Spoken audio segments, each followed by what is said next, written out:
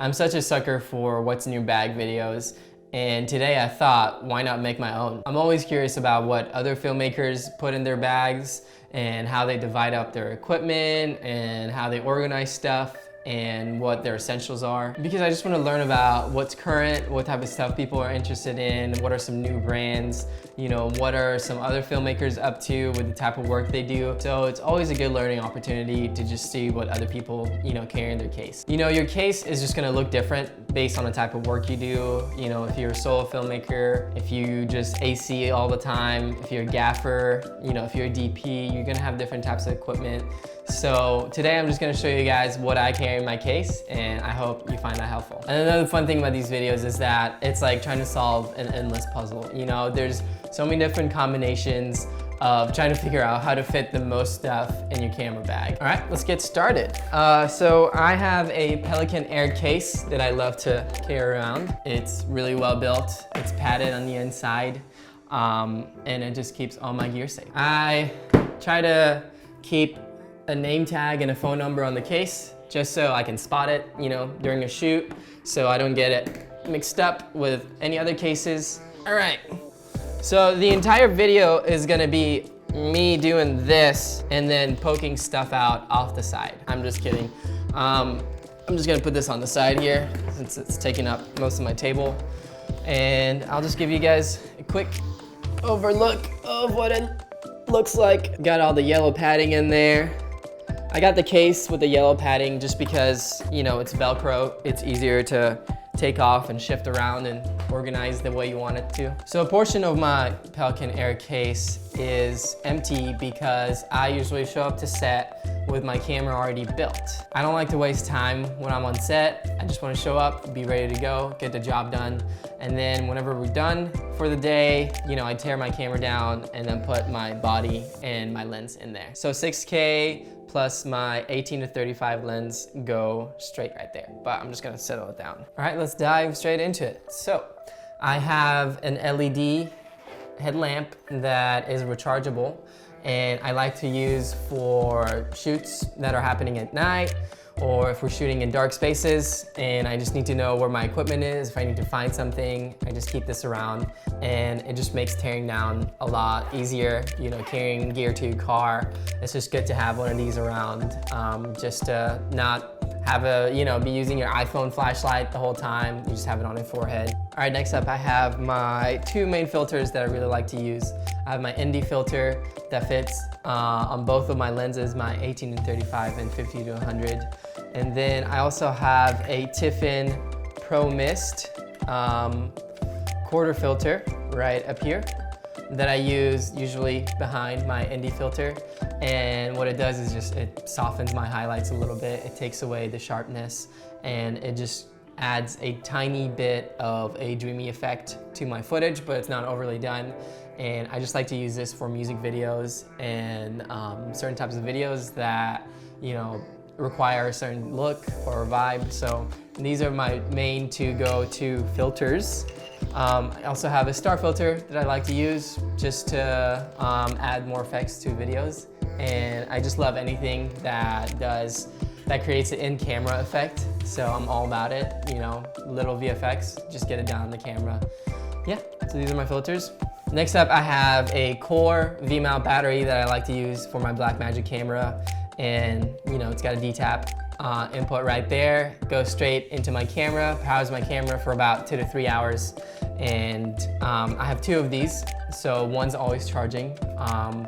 And I just never have an issue with running out of power. So it's really good to keep these around in your bag, an extra one. We got the old classic Rode mic, you know, for run and gun situations, just throw it on your camera. I've had this for probably over 4 years, and it's been a really good camera mic. You know, it's not the greatest camera mic, but it always gets the job done. When you put a little battery in this thing, it can last you, you know, 3 to 6 months, depending on how often you use it. So it's good to keep a shotgun mic around in case your lav or your boom isn't working well. A couple of boring things, you know, battery chargers and, you know, V-mount chargers and stuff that I always need on set to be charging stuff up with. Okay, next up I have my Sakonik L308. light meter right here that I like to use on set, especially if I'm gaffing for a photo shoot that's being shot on film, or if we're working on a project that's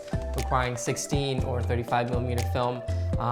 This is a great tool to keep around to make sure that you're exposing your subjects right, that if you're shooting in a dark environment, make sure that you have your settings right on your camera.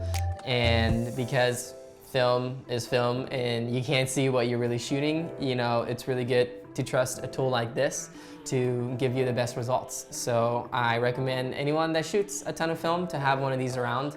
This one was like 200 bucks, 250, and it's saved my ass a ton. So keep these things around. Next up, I have my little memory card case right here that I love very dearly. 20 bucks, 30 bucks from Amazon. I have 8 SD cards in here, and then keep my CFast cards in here as well. It's waterproof, it's airtight. I just love how, compact this thing is. And keeps all your memory cards safe, which is the most important thing. If you don't do a good job of keeping your cards safe, it would be a huge bummer to do a shoot and get home and realize that some of your cards weren't safe on set. You just threw them on a table, you put them in your pocket or something, and it just wasn't a safe place. It's always just good to have one of these laying around to keep your files safe. Next up, I have just a point and shoot Fujifilm camera that I like to carry around on set, take BTS photos with, take photos of my setups, to post for socials and things like that. So this is a really good camera. I think I got this from Goodwill or a thrift store for like $4, and it's been an excellent camera. You just throw a little battery in it and it's good to go. I have like 20 of these cameras laying around in our house, so I just love keeping point and shoots just because they're super fun to use, and I just love how the photos turn out. Next up, we have a Panasonic Camcorder that I bought from Target for 200 bucks. I love using this thing on set because you can do these insanely crazy zooms with this camera, and it's just really fun. It shoots only in 1080, and I love that. I've actually used this for many shoots, and you'd be surprised how many shoots you'd be using this for. It's good to have one of these around in your arsenal for super long zooms. If you want to get B-roll or just get some other type of media going in your music videos, this is a good thing to invest in. One other thing that I keep around is Gaff Tape, and then I have this cheaper white Gaff Tape that I use on set. You just need Gaff Tape around all the time because there's always stuff happening on set that you need to tape up. If you need to tape cables down so people don't trip over them. If you're setting up Shimira or some kind of silk or something, you can just use Gaff Tape to mount it to whatever object, surface you're trying to mount it to. So it's good to keep this around. And then the last two things I want to talk about are basically my camera and then the two main lenses that I use for most of my shoots. So right now I shoot mainly on my Pocket 6K, and then I also have my 4K as a second cam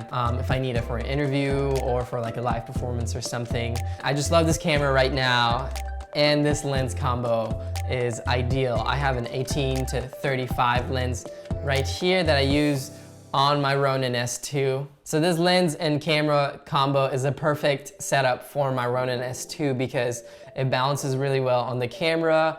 I can throw my zoom ring on here, throw my filters on here, and I'm good to go. I have 18 to 35 focal lengths here. With the 6K different sensor, it's an 18 to 35 translates to like a 29 to 50 basically.